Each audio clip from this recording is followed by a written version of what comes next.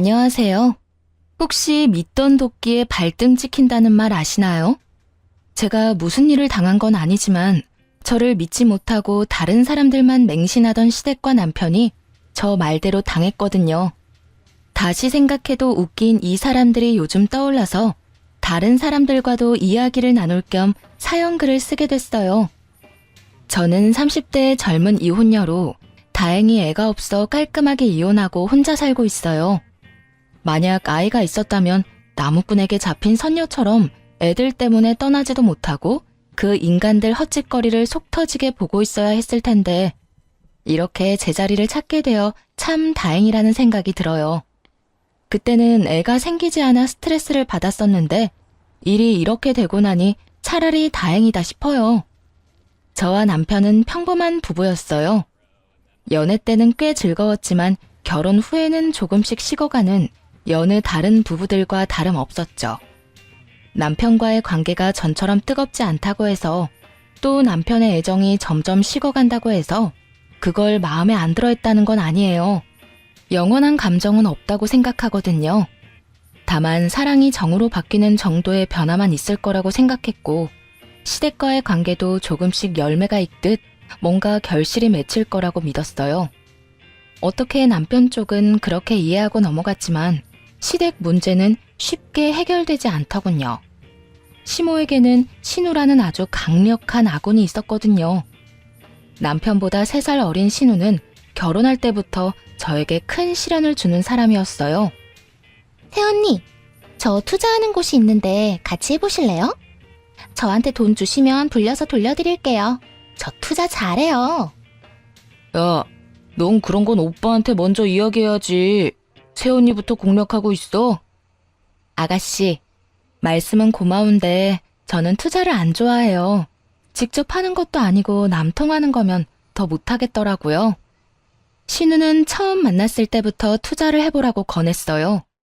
신우가 누리는 모든 것이 투자에 성공한 결과라고 생각하면 혹할 만도 하지만 저는 직접 손대지 않은 건 믿지 못하는 성격이었거든요. 그래서 신우의 말을 따라 투자를 한 적이 없었죠. 오히려 남편과 시모에게 뭔가 수상하다고 이야기한 적도 있어요. 아가씨가 투자한다고 말한 거 조심해야 할 것 같아. 아가씨는 아가씨 돈으로 하는 거니까 문제 없지만 당신이나 어머님은 간접적으로 투자하는 거나 마찬가지잖아. 그리고 항상 수익률이 좋을 리가 없는데 아가씨는 늘 수익을 낸다니까. 아니야. 수익 떨어질 때도 있는데 얘가 파는 타이밍을 정확하게 알거든.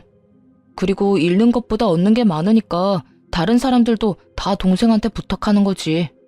걔네 시댁도 걔한테 투자 부탁한다고 하더라고. 그러니까 믿어도 돼. 의문을 제기했지만 남편과 시모는 신우에게 조금씩 투자금을 맡기는 것 같더라고요. 그리고 그만큼 두 사람이 얻어가는 것도 많았죠. 엄마, 이번에 투자한 거 잘 됐어. 여기 엄마 용돈이야. 좋은 거 사 입고 맛있는 거 많이 먹어. 이혼하기 2년 전 그 해의 설 명절 때도 그랬죠. 신우가 건넨 봉투에는 무려 100만 원이라는 거금이 들어있었고 남편과 제가 준비한 봉투에는 30만 원이 들어있을 뿐이었어요.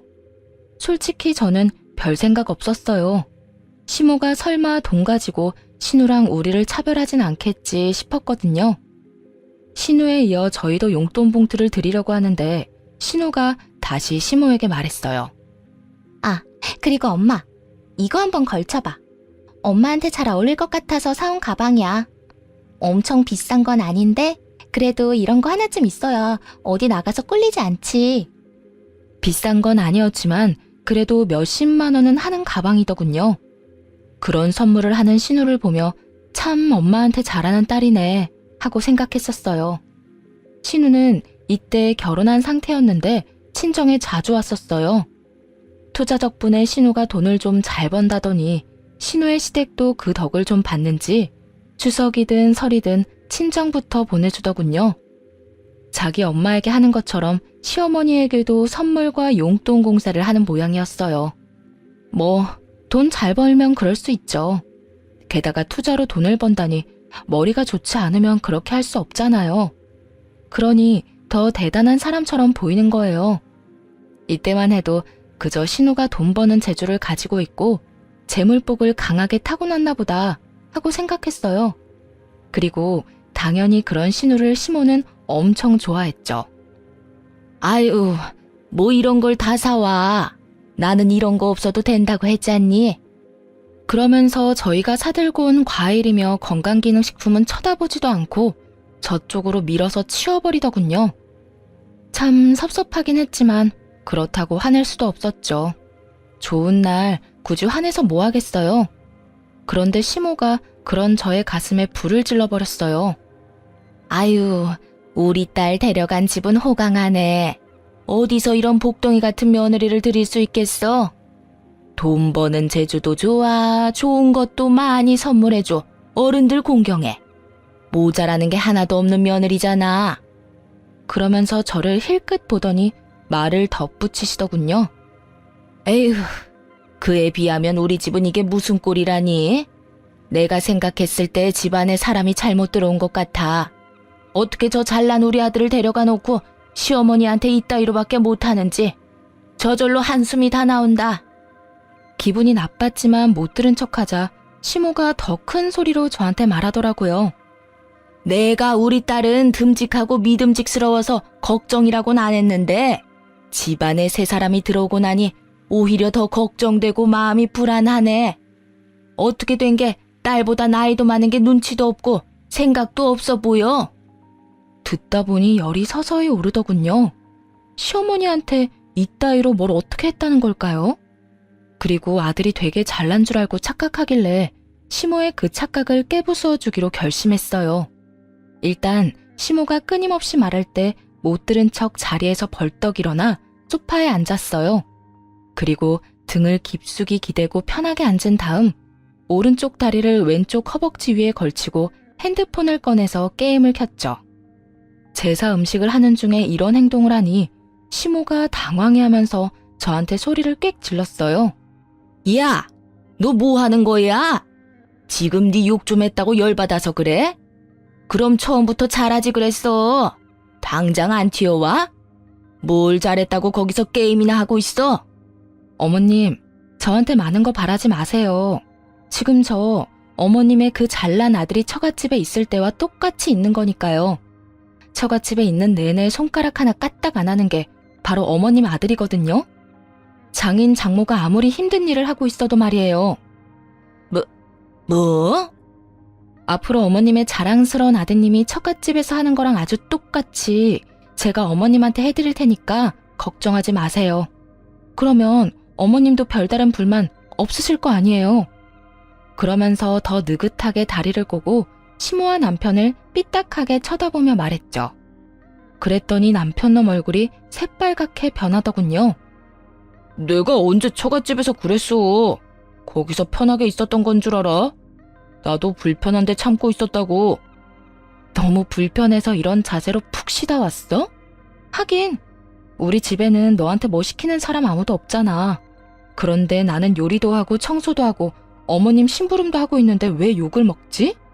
제 말에 시모가 부들부들 떨더군요. 그때 신우가 나섰어요. 언니, 그런 식으로 받아들이지 마요. 여태껏 나랑 손발 맞춰서 해오다가 새언니랑 같이 하다 보니 엄마가 아직 익숙하지 않아서 그래요. 어쩌겠어요. 엄마도 편한 사람이 좋은 거죠. 신우의 말을 듣고는 옳았구나 싶었어요. 이참에 아주 쏙 빠져버릴 수 있는 좋은 기회라고 생각했거든요. 그래서 시모에게 말했죠. 어머, 그래요? 어머님, 아가씨가 그렇게 좋고 믿음직스러우셨군요. 그러면 그냥 아가씨랑 제사상 계속 차리는 건 어떠세요? 제가 빠져드릴게요. 괜히 이렇게 끼어있는 것도 눈치 없어 보이고 좋은 자리에 못난 며느리가 껴서 뭐 하겠어요. 그쵸? 넌 며느리가 돼서 일도 안 하겠다는 뜻이야? 어떻게 그런 말을 함부로 할 수가 있어? 머리가 제대로 달리긴 했니? 생각이란 걸 하긴 하는 거야. 어떻게든 일 안 하고 싶어서 수쓰는 거 보니 아주 싹수가 노랗네. 그런 식으로 몰아가시려고요? 어머님이 먼저 저랑 아가씨 비교하셨잖아요. 그렇다고 제가 일을 안 했어요? 일하고도 욕 얻어먹는 게 그리 기분 좋지 않으니까 빠져드린다고요. 결국 그날은 완전히 파탄 나버렸어요. 솔직히 제 입장에서는 아주 홀가분했죠. 시댁의 이 차별하는 분위기를 어떻게든 한번 정리하긴 해야 했거든요. 신우가 돈 잘 버는 건 잘 버는 건데 그렇다고 저희가 자식으로서의 도리를 못하고 있는 건 아니잖아요. 저희도 충분히 성의를 보이고 최대한 잘하려고 노력을 하고 있는데 시모가 저런 식으로 색안경을 끼고 본다든가 신우에게만 콩깍지가 씌어서 저희를 아주 쭉정이로 본다든가 하면 안 되는 거죠. 사실 남편이 나서서 이런 분위기를 끊어줬어야 했어요. 하지만 남편놈은 그런 걸 할 줄 모르는 건지 아니면 하기 싫은 건지 아예 못 본 척하며 간섭조차 안 하더군요. 그래서 이왕 이렇게 된 김에 저도 마지막으로 폭탄 하나 더 터뜨렸어요. 이미 제 행동과 말들로 시모의 속이 상할 대로 상했을 테니 확인 사살을 시켜버리는 게 나을 것 같았거든요. 그래야 이 상황에서 저한테 화내는 게 왜 잘못된 건지 알 테니까 말이죠. 그리고 용돈 적게 드리는 것 때문에 저랑 아가씨랑 비교하진 마세요. 애초에 비교할 상대가 잘못됐거든요. 시모는 그게 무슨 소리인지 몰라 어리둥절해 하더군요. 제가 뭘 터뜨리려는지 알고 있는 남편놈은 얼굴을 일그러뜨렸고요. 그 모습을 동시에 보면서 곧 터질 폭탄을 기대하는 마음으로 시모에게 말했어요. 어머님께 드리는 용돈 전부 남편 지갑에서 나온 거예요. 저는 그 용돈과 관련해서 어떤 것도 터치한 적 없어요. 액수조차 남편이 정했죠. 그러니까 따지고 싶다면 남편과 아가씨를 비교하세요. 그래야 맞는 거예요. 저는 어머님이 비교하시는데 끼일 사람이 아니라고요. 그게 무슨 소리냐 얘? 이게 무슨 소리야? 내 용돈을 그럼 네가 주는 거야? 여태 네 동생이 엄마한테 100만 원씩 주는 동안 넌 30만 원만 준 거냐고. 100만 원이건 30만 원이건 마음이 중요한 건데 시모는 그 마음의 크기가 다르게 느껴졌나 봐요. 왜 넌 잘나가는 동생만큼 용돈 못 주냐고 따져봐야 부하만 치밀게 할 텐데 결국은 그렇게 이야기를 하는 바람에 돈을 잘 못 버는 남편놈의 화만 돋우었죠. 당신은 왜 그런 이야기를 해? 우리가 같이 준비한 거라고 말하기로 했잖아. 그럼 내가 지금 뭐가 되냐고. 동생이 100만 원 낼 때 30만 원 낸 오빠가 된 거지. 그렇다고 그게 내 탓이야? 본인 부모님 각자 챙기자고 한 건 당신이야. 솔직히 내가 어머님한테 돈 가지고 구박받고 있으면 당신이 나서서 아니라고 말해줬어야 하는 거 아니야? 그건 내가 나서기도 전에 당신이 분위기를 흐리니까 그래서 내가 말 못한 거지. 안 하려고 그런 건 아니었어. 거짓말 좀 작작 해라. 그럼 지금 나한테 왜 화내는데? 나한테 화낼 게 아니라 미안하다고 사과해야 하는 거 아니야? 당신도 가만 보면 진짜 어이없어. 애먼 사람 욕먹게 만들어 놓고. 결국 남편놈은 시모가 보는 앞에서 저에게 혼났죠. 시모도 많이 섭섭했는지 그런 남편을 두둔해주지도 않았어요. 오히려 저와의 말다툼이 끝나자마자 남편놈에게 더 큰 화를 내더라고요. 너는 그런 중요한 이야기를 안 하면 어떡해? 내가 그걸 알았으면 며느리한테 아쉬운 소리를 했겠어? 괜히 사람 잡게 만들고 말이야. 그럼 친정에는 대체 얼마를 주는 거야? 그 물음에 남편이 더 사색이 됐어요. 그럴 수밖에 없었죠. 저는 친정 부모님 용돈 드리는데 야박한 사람은 아니거든요. 집 살 때 돈을 보태주셔서 용돈이라도 최대한 많이 드리려고 노력하고 있었거든요. 제가 입을 열려고 하자 남편놈이 막아서더군요. 엄마가 그것까지 알아서 뭐해? 처갓집에는 와이프가 알아서 드리고 있다는 것만 알면 되지. 설마 양가에 주는 돈이 다르다는 거야? 네. 저는 명절 때 친정에 100만 원씩 드려요. 매달 용돈도 30만 원씩은 드리고요. 아가씨만큼 많이 드리지는 못해도 최대한 성의는 보이고 있어요. 결국 친정에 드리는 용돈 액수를 알고 나서 시모는 완전히 뻥 터지고 말았어요. 사실 액수가 너무 많이 차이 나잖아요. 게다가 남편보다 제가 더 많이 버는 것도 아니었거든요. 월급이 딱 100만 원 정도만 차이 나는 걸 시모도 알고 있었고요. 그런데 아들놈이 명절 때 자기 용돈을 꼴랑 30만 원씩만 줬다는 사실이 시모에게는 엄청나게 충격이었나 보더군요. 너 진짜 어떻게 이럴 수 있어? 엄마가 얼마나 고생하면서 널 키웠는데 평소에 용돈도 안 주면서 절에 꼴랑 그만큼 준다고? 내가 너를 낳고 미역국을 먹은 게 후회스럽다 이놈아. 그러면서 시모는 남편 등을 때리며 소리를 질렀고 틈틈이 제 눈치도 보더군요. 솔직히 저는 시모가 화내는 게 이해가 안 갔어요. 각자 형편 따라서 용돈을 드리는 거지. 누구 하나가 많이 드렸다고 우리까지 그렇게 낼 필요는 없잖아요. 우리 나름대로의 성의를 보여주면 되지. 금액이 효심의 크기는 아니니까요. 그럼에도 시모가 아들놈을 잡길래 저한테 그렇게 말하고 행동한 게 민망해서 저러는구나 하고 말았어요. 결국 그 뒤에 시모는 제게 사과를 했죠. 알지도 못하고 그런 말 한 거 미안하다고요. 그렇지만 뒤늦게 미안하다고 한들 이미 마음속에는 시모에 대한 불신이 쫙 깔려버렸고 벽까지 생겨버렸어요. 그래도 이때만 해도 이혼까지는 생각하지 않았어요. 고작 말다툼했다고 이혼하는 집은 잘 없잖아요. 물론 있을 수도 있지만 그 정도까지 상처받은 건 아니었거든요. 그렇게 2년의 시간이 흘러 추석이 다가왔어요. 딱히 상황이 변한 건 아니어서 저는 당연히 시댁에 간다고 생각하고 있었죠. 그래서 짐을 싸는데 남편 놈이 갑자기 저한테 그러더군요. 여보, 짐 안 싸도 돼. 이제 우리 집에서 명절 지낼 거야. 그 말을 들은 순간 눈앞이 노래졌어요. 그렇게 중요한 사항을 추석 이틀 전에 이야기해주다뇨. 뭐? 그럼 미리 말했어야 할 거 아냐. 제사 준비며 뭐며 아무것도 안 돼 있는데. 게다가 시부모님이 여기 오셔서 주무실 텐데 이불조차 제대로 된 게 없다고. 신혼집은 시댁보다 시내에서 멀었기 때문에 남편과 제가 시댁에서 하룻밤 자면 잤지 시부모님이 집에 오신 적은 없었어요. 친정 부모님이 놀러 오셔도 따로 호텔을 잡아드렸을 정도였거든요. 솔직히 이때까지만 해도 남편이 상의도 안 하고 혼자 결정한 거라고 생각했어요. 시모가 굳이 우리 집에 오겠다고 할 일이 없었으니까요. 당신 혼자서 이런 일을 결정하면 어떡해? 나도 준비를 해야 하잖아. 아니면 미리 이야기라도 좀 하든지. 생각이 있는 거야 없는 거야?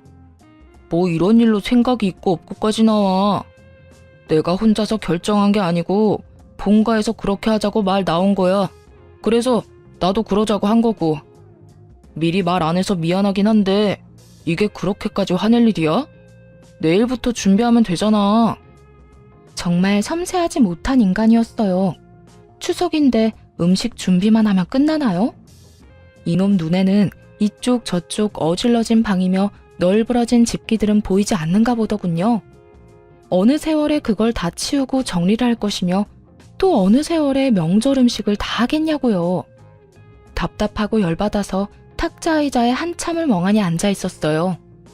빨리 뭐라도 시작해야 하는데 어디서부터 손대야 할지 막막했거든요.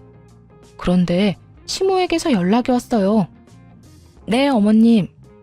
그래. 예. 우리 너희 집 가서 추석 지내기로 한 거 들었지? 네, 방금 들었어요. 오늘요. 아이고, 이놈이 내 그럴 줄 알았어. 미리 내가 말하겠다고 해도 굳이 지가 이야기하겠다더니. 그래, 요리는 걱정하지 마라. 내가 다 해갈게. 갑작스럽게 자상해진 시모의 말에 약간 싸했어요. 이건 정말 본능적으로 느낀 건데 뭔가 이상했거든요. 저렇게 따뜻하고 부드러운 말을 할 사람이 아닌데 그래서 일단 알겠다고 하고 시댁 식구를 기다렸죠. 그런데 신우도 전에 비해서 너무 부드러워졌더군요. 마지막으로 만나고 불과 반년이 지났을 뿐인데 말이에요. 새언니, 잘 지내셨어요? 어머, 집이 깨끗하네요. 저희 온다고 너무 무리한 건 아니죠? 오빠가 미리 이야기 안 했다는데 죄송해요. 이렇게 말할 정도였다니까요. 역시 뭔가 이상하다 싶었는데 그날 저녁 그 이유를 알게 됐어요. 여보, 당신한테 할 말이 있는데. 그러면서 남편이 신우와 함께 작은 방으로 들어왔어요. 안방은 시부모님 지내시라고 내드렸고 저와 남편이 작은 방에서 자기로 했거든요. 신우는 곧 돌아갈 예정이었고요. 남편이 신우와 함께 들어오는 모습을 보자 뭔가 불길한 예감이 들었어요. 그것도 할 말이 있다니 도대체 무슨 말일까 싶었는데 정말 예상 외의 말을 꺼냈어요. 혹시 우리 본가랑 합가하는 건 어때? 부모님을 우리 집으로 오시라고 하고 싶은데 괜찮을까? 갑자기 합가라니? 이렇게 아무 상의도 없이? 놀라기도 했고 당황스러워서 제 표정이 나빠지자 신우가 급히 말하더군요. 새언니, 사실 우리 엄마가 지금 좀 아파요. 엄청 심한 건 아니지만요. 아빠랑 두 분이서만 지내시는데 봐줄 사람도 없고 걱정이 많이 돼서 정말 미안하지만 새언니한테 부탁해보는 거예요. 시모가 아프다는 이야기를 들으니 마음이 좀 누그러지더군요. 사람이 아프다는데 또 모질게 굴 수는 없는 노릇이니까요. 아무리 저한테 잘해주지 않은 시모라도 남편의 어머니이고 남편과 함께 사는 동안은 시부모까지 케어하는 것도 며느리의 도리 같았어요. 물론 시모를 모시는 건 죽기보다 싫었지만 어쩌겠어요. 그런데 생각하다 보니 궁금한 점이 생겨서 남편에게 물었어요. 그런데 왜 우리 집으로 오시라고 해? 차라리 우리가 어머니네로 들어가는 게 낫지 않아? 우리 집보다 시내 쪽에 사시니까 병원도 더 가깝고 집도 훨씬 크잖아. 아무리 생각해도 합가하려면 그쪽 집으로 우리가 가는 게 나을 텐데. 그렇게 말하자 남편과 신우의 표정이 약간 묘하게 변하더군요. 뭐랄까 무언가를 숨긴 듯 난감한 표정이라고나 할까요? 여보, 그게 사실은 얼마 전에 엄마가 이사를 하셨거든. 좀 멀리 외곽 쪽으로 나갔는데 평수도 줄고 집 상태도 그렇게 좋지 않더라고. 그래서 엄마 몸이 더 안 좋아질까봐 우리 집에서 모시자고 한 거야. 뭐? 예전 시댁이 얼마나 좋은 집이었는데 시내랑 가까워서 집값도 비쌀 텐데 그런데 그 집을 팔았다고? 도대체 왜? 사실 엄마가 돈 쓸 곳이 좀 있어서 집 팔아서 좀 작은 곳으로 가셨어. 그런데 갑자기 아프게 될 줄 누가 알았겠어. 물론 집 한 돈으로 병원비도 좀 냈지. 하기야 병이 사람과 상황을 가리면서 오는 게 아니잖아요. 나도 모르게 병에 걸리는 것인데 안 좋은 시기에 그렇게 되는 경우도 많긴 하죠. 주변의 이야기를 들어봐도 꼭 나쁜 상황과 나쁜 일이 겹치더라고요. 이때까지는 당연히 시모도 그런 상황인 줄로만 알았죠. 그럼 어머님은 지금 정확히 어디가 아프신 거야? 그게 암이시래. 그래도 엄청 심한 건 아니고 일기라서 그냥 통원 치료를 해도 괜찮다고 하던데. 따로 암에 걸려본 적도 없고 주변에도 암에 걸린 사람이 없어서 남편이 그렇게 말하니 그런가 보다 했죠.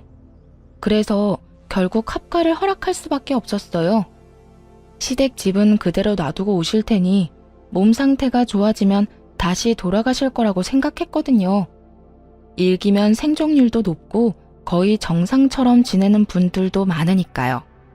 그렇게 저와 남편 그리고 시부모님의 합가가 시작됐어요. 생각보다 신경 쓸 건 많이 없었어요. 시모가 웬일로 까다롭게 굴지 않고 평상시와 다르게 굉장히 잘 대해주더라고요. 그래서 그런 생각이 들었어요. 사람이 죽을 때가 되거나 많이 아프면 변한다더니 그래서 시모가 변했나 보다. 그런데 시간이 지날수록 뭔가가 이상한 거예요. 아무리 봐도 시모가 아픈 사람처럼 보이지 않더라고요.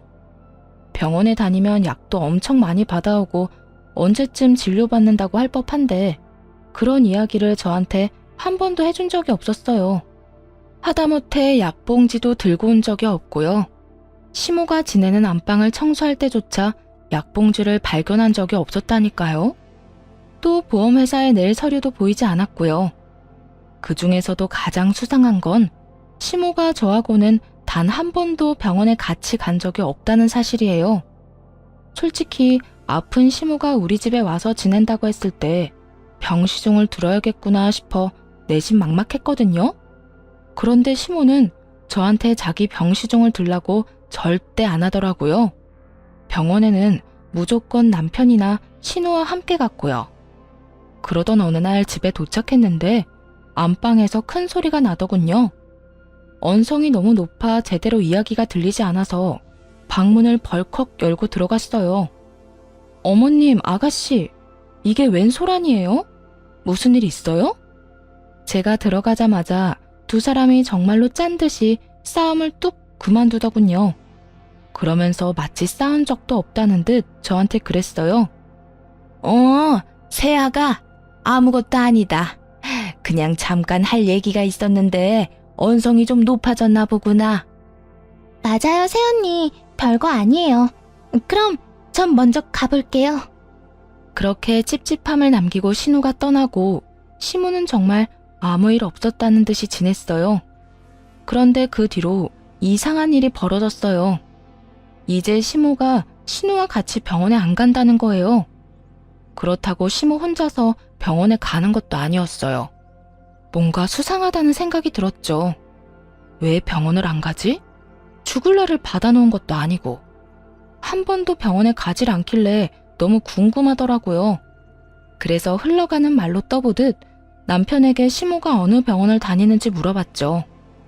여보, 그러고 보니 어머님 암 치료하는 병원이 어디라고 했지? 아, 거기? 여기서는 좀 멀다고 하던데. 암 치료 전문이라니까 멀어도 거기 다니신다고 하더라고. 당신은 신경 쓸 거 없어. 동생이 다 알아서 하잖아. 이럴 때라도 많이 부려먹어. 아니, 그래도 명색이 며느리인데 어머님이 어디서 치료하는지 정도는 알아야지. 괜찮아. 당신은 신경 안 써도 돼. 그러면서 끝까지 어느 병원인지 이야기 안 해주더군요. 그렇다고 제가 포기할 사람이 아니거든요. 출근해서 쉬는 시간에 암을 치료하는 모든 3차 병원에 전화를 걸었어요. 그리고 시모 이름을 대며 보호자라고 담당 간호사를 바꿔달라고 했죠. 그런데 그 어느 병원에서도 시모 이름을 가진 환자를 찾을 수 없었어요. 그제야 계속해서 품어온 의문이 풀리는 것 같았죠. 아, 이것들이 짜고 거짓말을 해서 합가를 시켰구나 하고요. 거기까지 알아내니 더 이상 참을 필요가 없더라고요. 당장 집으로 가서 남편에게 따졌어요. 이게 어떻게 된 일이야? 어머님 아프신 거 아니지? 내가 이 동네 근처 암 전문 병원 싹 다 뒤졌거든? 근데 어머님 이름을 가진 환자가 없다는데 도대체 어떻게 된 일이냐고. 그렇게 조목조목 따지자 집안에 있던 시모와 시부의 얼굴이 하얗게 질리더군요. 거짓말한 게 들통이 났으니 그럴 수밖에요. 그런데 남편 놈은 생각보다 태연하더라고요. 아니, 오히려 여유가 넘쳤어요. 이 인간이 왜 이러나 싶었죠. 그거 가지고 이렇게 화가 난 거야? 미안해. 내가 속인 건 미안한데 우리도 다 그럴 상황이어서 어쩔 수 없이 거짓말한 거야. 그리고 자기한테도 나쁜 일 절대 없어. 나쁜지 안 나쁜지는 내가 정해. 이미 나한테 거짓말을 했잖아. 당신은 어머님이 아프시지도 않은데 왜 날 속이고 합가를 시켜? 나는 합가 싫었다고. 그런데 어머님 생각해서 받아들였어. 진짜 별거 아니라고. 내 동생이 투자로 성공한 거 알지?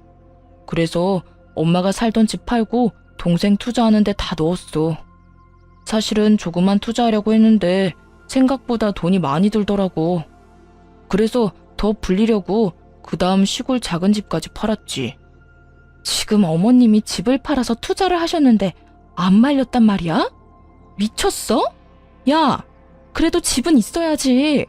혹시라도 망하면 진짜 어쩌려고 이래? 그럴 일 없어. 지금도 투자 잘 되고 있다니까. 수익이 엄청나. 당신도 보면 놀랄걸? 아, 솔직히 말하면 나도 진짜 넣고 싶었는데 못 넣은 거야. 그리고 엄마가 잘 되면 너도 잘 되는 셈이고. 완전히 정신이 나갔더라고요. 집까지 팔아서 투자를 했대요. 게다가 직접 한 것도 아니고 신우를 통해서 투자를 했다고 하더군요. 간접 투자가 얼마나 무서운지 전혀 모르는 것 같았어요. 그래놓고 철석같이 돈을 벌 거라고 믿고 있으니 정말 허파가 뒤집어질 정도였죠. 그 돈을 실제로 본 적은 있어? 투자한 돈 실제로 봤냐고. 동생이 투자 수익률 포트폴리오로 딱 정리해서 보여줬어. 지금 원금의 3배야, 3배. 신나하는 꼴을 보아하니 자긴 못했다고 하지만 남편 돈도 들어간 것 같았어요. 이 집 식구들이 단체로 미쳤나 싶었죠. 완전히 정신을 놨구나. 안 되겠다. 우리 이혼하자. 나 이런 꼴 보면서는 못 살아. 이게 뭐야? 가족들이 다들 투자에 미쳐서. 뭐? 집을 팔아? 암이라고 거짓말하고 합가를 해? 와. 머리가 하도 지끈거려서 한 손으로 꾹꾹 눌렀어요. 그런데 남편은 그런 제 모습을 이해가 안 간다는 표정으로 쳐다보더군요. 이혼? 당신 지금 생각은 하고 말하는 거야? 내가 3배라고 말했잖아. 우리 지금 넣은 돈의 3배가 됐다고. 그런데 이 상황에서 이혼을 해? 혹시 너 재산 분할 때문이야? 먼 눈에는 뭐만 보인다고. 이혼하자는데 재산 분할 이야기부터 꺼내다니. 이놈도 참 돈 밝히고 야가 빠졌더라고요. 재산 분할은 개뿔. 그냥 너 다 가져. 나는 그냥 여기서 빠져나가고 싶은 것뿐이니까. 이해가 안 되잖아. 투자가 잘 돼서 동생이 매번 집에 비싼 물건을 가지고 온 거 기억 안 나? 우리 엄마한테 용돈 100만 원씩 주고 명품들 선물하는 모습 못 봤냐고. 봤지? 그런데 그게 이거랑 뭔 상관인데? 나는 당신네가 돈을 얼마를 벌든 뭘 하든 상관없어. 나한테 내 가정에 피해만 안 준다면. 그런데 네가 의도적으로 거짓말하고 날 속였잖아. 투자에 미쳐서 어머님 아프지도 않은데 거짓말하고 합가시킨 거 잊었어? 그거는 어쩔 수 없는 상황 때문이라고 했잖아. 엄마가 집 다 팔고 투자할 줄 누가 알았겠냐고. 나도 어쩔 수 없었어. 그래, 어쩔 수 없었겠지. 그래도 사고 쳐놓고 나한테 짐 떠밀듯이 들이밀면 안 되는 거잖아. 너무나 화가 나서 그저 멀뚱멀뚱 이쪽만 바라보던 시모에게 톡 쏘아붙였어요. 어머님도 그래요. 아가씨가 그렇게 좋고 믿음직스러우면 아가씨 집으로 가셨으면 되잖아요. 왜 저희 집에 오셨어요? 웃기지도 않은 거짓말까지 하면서. 그게 나도 딸 집에 가보려고 했지. 그런데 딸이 자기네 집에 시부모님이 와 계신다고 해서 그래서 못 간 거야. 그리고 내가 속인 건 미안한데 그렇다고 잘못한 건 아니지. 시어머니로서 이 정도 며느리에게 요구할 수 있는 거 아니야? 거짓말을 들켰다는 죄책감은 아주 짧은 시간만 느꼈나 보더라고요. 미안해하는 듯 했다가도 곧바로 자기가 아들 집에 머무는 게 그리 큰 죄냐며 아주 정신나간 소리를 하더군요. 어이가 없어서 순간 말문이 막혔죠. 그런 저를 보더니 시모가 더 기세등등해져서 말했어요. 투자금 회수하면 내가 넓은 마음으로 널 용서하려고 했는데 안 되겠다. 그냥 지금 이혼하렴. 너한테는 단 한 푼도 주기가 아까워. 며느리라는 게 시어머니랑 남편이 하는 일에 초나치고 말이야. 제가 할 말 대신 해주셔서 감사하네요. 이혼해. 다시 말하지만 난 그 돈 하나도 필요 없거든. 그거 다 갖고 가서 뭘 하든 당신 알아서 해. 나한테 한 푼도 줄 필요 없고 그 돈으로 뭐 했는지 알려줄 필요도 없어. 남편도 결국 나중에 가서 후회하지나 말라며 큰 소리를 떵떵 치고는 이혼한다고 했어요. 깔끔하게 합의 이혼이 됐다면 좋았겠지만 그 후에 짜증나고 구질구질한 일들이 벌어져 이혼은 결국 소송으로 번지게 됐죠. 두 사람이 신혼집에 딱 절반씩 보탰고 그래서 부부 공동 명의로 되어 있었거든요. 그런데 이 빌어먹을 개 같은 인간이 신혼집을 담보로, 아니 정확히 말하면 자기 지분에 대한 주택담보대출을 끌어다 쓴 거예요. 저한테 한마디 말도 없이. 그것도 1금융권도 아닌 곳에서. 물론 제 허락이 없었으니 1금융권은 사용하지도 못했겠지만요. 만약 미리 알았다고 해도 제가 허락할 일은 절대 없었을 테고요. 게다가 더 열받는 점은 대출받은 그 돈을 몽땅 신우에게 줬다는 거였어요. 그러니까 남편놈이 신나서 말한 수익률은 시모의 돈뿐만이 아니라 남편놈의 돈에 대한 내용이기도 했다는 걸 이혼하면서 알게 됐죠. 이 일을 통해 저는 삼중으로 충격을 받았어요. 시모가 전 재산을 신우에게 털어넣었대서 1차로 충격을 받고 아픈 척 우리 집에 들어와 합가해 지냈다는 것에 2차로 충격을 받고 마지막으로 남편 놈이 몰래 대출받아 신혼집 처분하기가 복잡해져서 충격을 받고 그래서 남편과 격렬하게 이혼 소송을 할 수밖에 없었어요. 당연히 판결은 제게 유리하게 났죠. 유책 사유가 거의 남편에게 있었으니까요. 남편이 대출받았다는 사실을 알았을 때 저 몰래 빌려다 쓴 돈을 증거로 남편의 유책 사유를 더욱 공고히 해뒀거든요. 판결 내용을 가지고 가서 남편에게 말했어요. 빨리 동생한테 가서 돈 받아와. 나한테 집값의 절반에다 위자료까지 싹 다 주면 이 집 줄게. 그러면서 일부러 남편 놈과 시모를 신우에게로 보냈어요. 사실 신우가 시모와 남편을 속이고 있었거든요. 왜 저번에 시모와 신우가 저희 집에서 엄청 싸웠잖아요. 그때 왜 싸웠나 싶어서 한번 알아보려고 신우 뒤를 따라간 적이 있었어요. 그런데 그때 보고야 만 거죠. 신우의 실체를. 남편과 시모가 떵떵거리면서 돈 찾아오겠다며 떠나고 몇 시간 뒤 두 사람이 완전 사색이 돼서 집으로 돌아왔더군요. 저는 일부러 빈정거리며 말했죠. 어디 투자의 귀재인 아가씨한테 돈 잘 받아왔어? 빨리 줘. 나도 나가게. 당신 언제부터 알고 있었어? 내 동생 망한 거 언제부터 알고 있었냐고. 지금 그걸 물을 상황인가요? 그 많은 돈을 어떻게 구할지가 더 걱정일 텐데 그래도 궁금해하니 답해줬어요. 어머님이랑 아가씨가 우리 집에서 싸우고 사이 서먹해졌을 때부터 알았지. 아가씨 엄청 허름한 데서 지내더라고. 그것도 시댁 사람들한테 구박받아가면서. 그걸 왜 지금 알려주는 건데? 알았을 때 바로 이야기해줬어야지. 지금 상황이 완전히 엇같이 됐다고. 아, 내 돈! 남편 놈이 처절한 절규를 내지르더군요.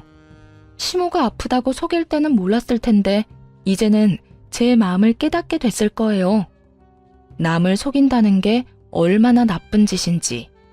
자기 눈에 피눈물이 나봐야 남을 울린 게 얼마나 큰 잘못인지를 알 테니까요. 뒤이어 시모가 들어왔는데 신우를 연행해 가는 것처럼 끌고 오더라고요. 그리고 신우의 입을 통해 사건의 전말을 들을 수 있었어요. 정말 골 때리는 상황이었죠. 오빠, 엄마, 정말 미안해. 나도 투자가 실패할 줄은 몰랐어. 시댁에서 받은 돈까지 다 잃는 바람에 오빠랑 엄마 돈으로 시댁 투자금 메꿨어. 그런데 오빠랑 엄마한테 계속 뭐라도 줘야 하니 어쩔 수 없이 좀 더 작은 집으로 이사 간 거고. 결국 그런 신우의 계략으로 시모와 남편은 투자가 잘 되고 있다고 믿게 됐고 더 큰 돈을 신우에게 갖다 바친 거였죠. 정말 바보들 아닌가요? 어떻게 그렇게 큰 돈을 투자하는데 직접 하지도 않는지.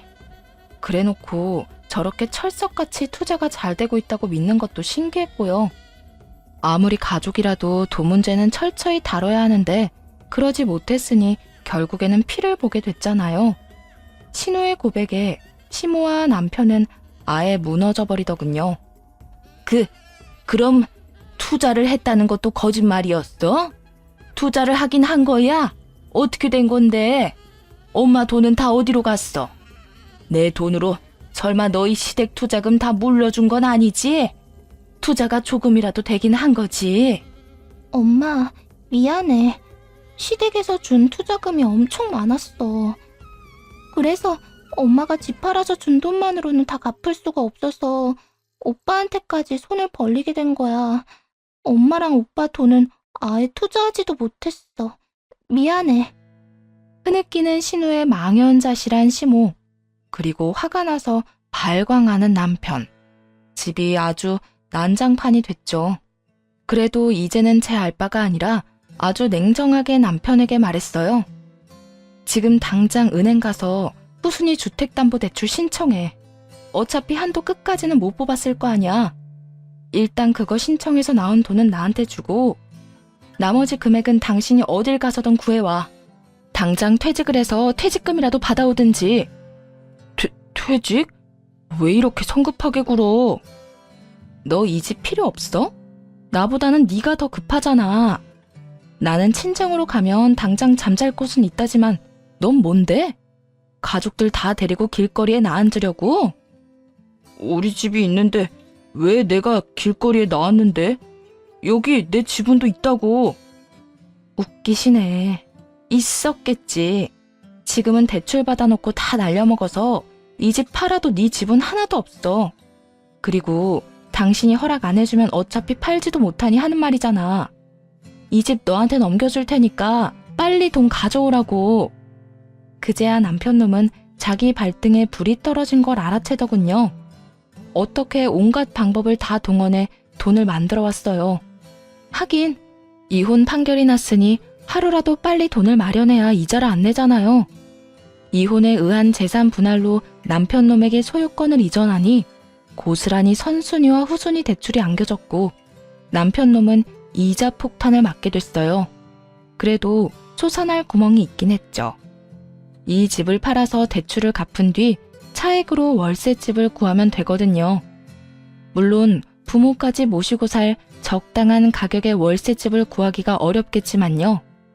월세는 매달 돈이 계속 나가는 건데 게다가 저한테 줄 돈을 마련하려고 차도 팔고 신용대출까지 끌어쓴 터라 이자 말고도 갚을 빚도 많았죠. 뭐 남편놈 상황이야 어찌됐건 이제는 저랑은 상관없는 이야기였어요. 저는 그 집에서 탈출하기만 하면 됐으니까요. 짐을 모두 정리하고 가져갈 것만 싸서 나오는데 시모가 저를 아주 원망 어린 눈으로 쳐다보더군요. 이렇게까지 해야 했니? 좀 더 시간을 두고 해결했어도 될 일이잖아. 뭐가 그렇게 급해서 이 난리를 쳐가며 이혼까지 하고. 너한테 우리는 가족이 아니었던 거지? 저를 가족 취급해 주신 적 있으세요? 그렇게 믿고 따르던 건 제가 아니라 아가씨였잖아요. 솔직히 며느리보다 딸을 더 믿으셨으니 일이 이렇게 된 거고요. 저한테 말도 없이 사고 쳐놓고 이제와 원망하시네요? 전 잘못한 게 없어요.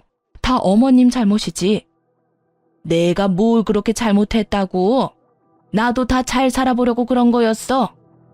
누가 잘 살아보겠다고 전 재산을 갖다 넣어요? 어머님, 그거 말만 투자지. 사실 도박이라고요. 도박, 투기. 어쨌든 따지고 싶으시면 저 말고 따님한테 따지세요. 저는 이제 관계없는 사람이잖아요. 그래, 너 잘났다. 혼자 돈 안 뜯기고 실속 다 챙겨서 가니 기분 좋겠구나. 우리가 속고 있는데도 말 안 해준 거 보면 너도 나쁜 년이야. 저는 처음부터 이상하다고 계속 말했었어요. 아가씨가 수익이 계속 나는 상황이 뭔가 이상하다고요. 그때는 한마음 한뜻으로 아니라면서 아가씨 편들더니 이제는 말 안 해줬다고 제 탓을 하시나요? 남 탓 그만하고 스스로를 좀 돌아보세요. 네? 그렇게 말하자 결국 시모의 차가운 눈길이 신우에게 가서 박혀버렸죠. 믿음이 컸던 만큼 배신감도 큰 듯 했어요. 시모의 눈에는 그 어느 때보다도 분노가 가득했는데 신우는 자기도 억울하다는 입장만 내세우더군요. 엄마 말대로 나도 잘 살아보려고 그런 거야. 투자하겠다고 결정한 건 엄마잖아. 엄마가 애도 아니고 어른인데 그럼 투자 결과가 어떻든 책임져야 하는 거지. 투자해서 망한 거면 내가 책임이라도 지지. 그런데 너 그 돈으로 투자도 안 했다며? 그러고는 지금 엄마한테 큰 소리 치는 거야? 그래도 받아먹을 건 다 받아먹었잖아. 용돈 100만 원씩 주고 비싼 선물할 때는 간이고 쓸개고 다 빼줄 것처럼 굴더니 이제 와서 이런 식으로 바뀌는 거야? 그때는 내 돈이 투자가 잘 되고 있을 거라고 생각해서 그랬지. 이런 상황인 줄 알았으면 선물들도 안 받았을 거야. 내가 미쳤지. 돈에 눈이 멀어서 전 재산을 날려? 내 돈 내놔 이거 사. 너 앞으로 쉬지도 못하고 일해야 할 줄 알아. 그렇게 세상에 둘도 없이 사해줬던 모녀가 순식간에 원수지간으로 바뀌어버렸어요. 시모와 남편은 아주 벼르고 있더군요. 어떻게든 신우에게서 한 푼이라도 더 건지려고요. 그래, 너 앞으로 택배 일에 배달 일까지 해. 내가 퇴근하고 저녁 시간에 너 감시할 거야. 오전이랑 오후에는 엄마랑 아빠가 너 감시할 거니까 그렇게 알고 착실하게 돈이나 벌어서 변제해. 보면서도 진짜 골 때리는 상황이다 싶었죠. 어떻게든 돈을 돌려받고 싶은 심정은 이해했으나 설마 신우에게 일을 시킬 줄은 몰랐거든요. 게다가 감시까지 하겠다고 말하다뇨. 결국 그렇게 전신우는 배달일과 택배일을 병행하며 돈을 벌어야 했어요. 이혼하고 집을 나온 제 귀에도 그들의 이야기가 들려왔죠. 그래도 전신우가 어떻게든 애를 쓴다고 생각했는데 그것도 잠시였어요. 정말 웃긴 일이 터졌거든요. 전신우가 월급날 돈을 들고 잠수를 타버린 거예요. 동생 잡겠다고 전 남편 놈이 저한테 연락했을 때 진짜 배꼽 빠지는 줄 알았다니까요. 내 동생 혹시 거기 있어? 2년이 월급 다 들고 날랐어. 그걸로 이번 달 이자 갚아야 하는데 와, 진짜 미친 거 아니야? 지가 지금 도망갈 때야? 동생이 돈 들고 날랐어? 2번이나 당해보니까 기분이 어때? 뒤통수 되게 얼얼하겠다. 나도 당신한테 속았을 때 그랬는데 이제야 내 기분 정확하게 알겠네. 위로는커녕 이렇게 말하자 전 남편 놈이 주춤하더군요. 대놓고 웃을 줄은 몰랐나 봐요. 그런데 웃겨서 웃음이 나오는 걸 어쩌나요? 당신 정말 내 동생 어디 갔는지 모르는 거지? 얘 때문에 우리 엄마 화병 나서 들어누웠거든. 분명히 누가 도와준 것 같은데? 내가 도왔을 리가 없지. 나는 애초부터 당신 동생 수상하다고 말했던 사람이잖아. 나서서 나 재밌게 해준 건 좋은데 번지수 잘못 짚었어. 딴 데 가서 알아봐.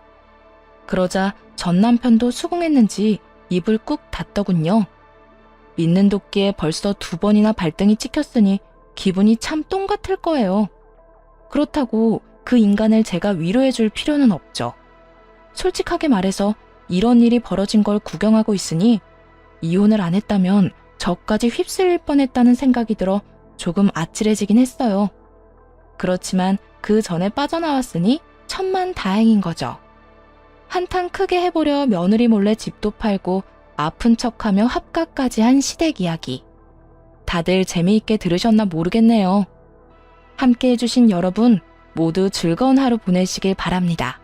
감사해요.